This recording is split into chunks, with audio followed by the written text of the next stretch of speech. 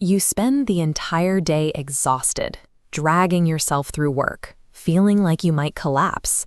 But the very second your exhausted head actually hits the pillow at night, you are completely, undeniably, and frustratingly awake.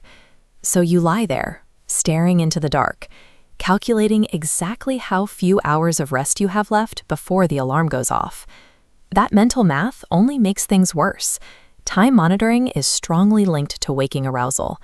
The more you count lost hours, the more stressed you become, and the further sleep gets. To bypass that frustrating anxiety loop, the United States Navy reportedly utilized a highly specific protocol for their fighter pilots. It was designed to help them force sleep in under 2 minutes, even in high-stress, dangerous environments, to prevent avoidable errors caused by severe exhaustion. The Navy found sleep could be treated as a physical discipline rather than a lucky occurrence. By mastering a specific set of movements and mental cues, pilots were trained to transition into a restful state through deliberate practice. This diagram illustrates a critical biological requirement. To initiate sleep, your core body temperature has to drop by 2 to 3 degrees Fahrenheit. If your environment keeps your core hot, the sleep sequence simply will not start. This is why taking a hot shower or bath right before bed works so well. The external heat pulls your blood to the surface of your skin. The moment you step out into a cooler room, your dilated blood vessels radiate out that inner heat, causing your core temperature to plummet rapidly. To maintain that rapid temperature drop, you need to sleep in a cold environment. Research points to around 65 degrees Fahrenheit, or 18.3 degrees Celsius, as the target temperature for your bedroom. Next, remove any visibility of the time. Turn your clock around or put your phone across the room. Removing the visual trigger prevents the time monitoring stress loop from ever starting. You also need to clear chemical hurdles.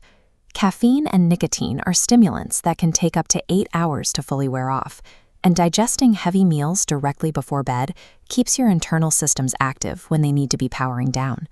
Setting up a cold room, hiding the clock, and avoiding late-day stimulants configures your external environment. It ensures your body won't have to fight its own chemistry when you try to wind down. With the environment set, you begin the physical stand-down. The military needed a systematic muscle isolation technique that worked anywhere, even sitting fully upright in the tight cockpit of a fighter jet. This wireframe shows how the process moves through the body, starting at the top. Close your eyes and focus on your face. First, intentionally build tension by squishing and squinting your face entirely. Then, slowly let it all go. Focus on the micro muscles. Feel your cheeks, your jaw, and your tongue go completely slack. You should even imagine the muscles around your eyes relaxing as they sink deeper into their sockets. Once your face is entirely slack, move down your body and isolate the next muscle group. Tighten and then release your shoulders.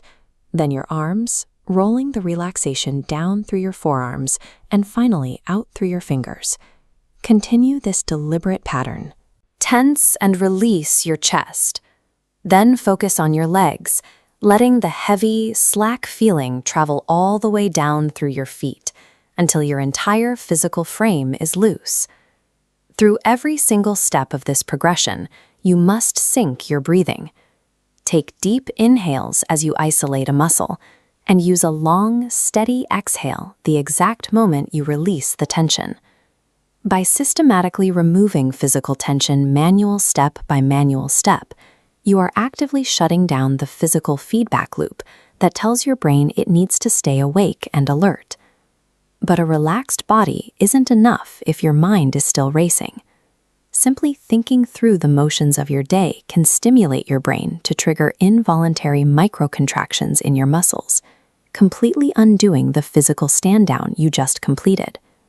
To prevent this, you need to hold your brain in a non-reactive, meditative state.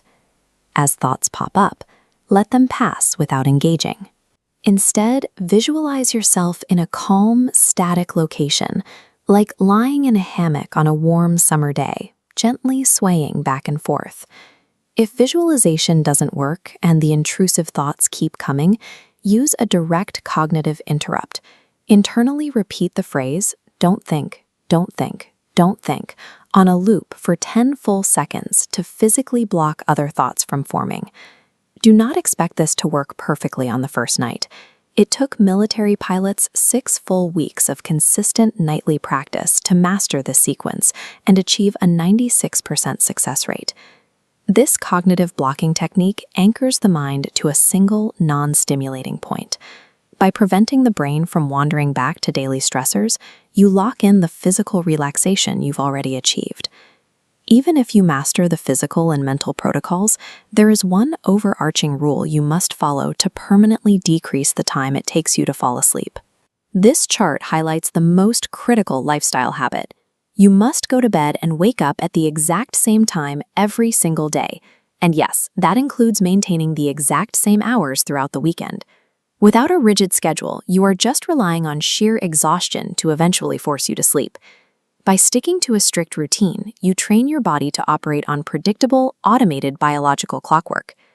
There will be nights, especially early on, where you run through the entire sequence, clear your mind, and you still find yourself lying there wide awake. When that happens, the worst thing you can do is stay in bed. Studies show that lying awake for extended periods causes frustration, and over time conditions your brain to associate your mattress with anxiety and wakefulness. Instead, use a reset protocol. Leave the bed immediately. Go to another room and perform a low-light, slightly boring activity, like reading a physical book, until you actually feel the physical signs of exhaustion return. The 6-week window starts with a single attempt. Tonight, cool down your room, turn the clock around, and systematically work through the physical stand-down. By aligning your environment, your muscles, and your thoughts, you can stop treating sleep like a frustrating nightly gamble and turn it into a structured, controllable descent.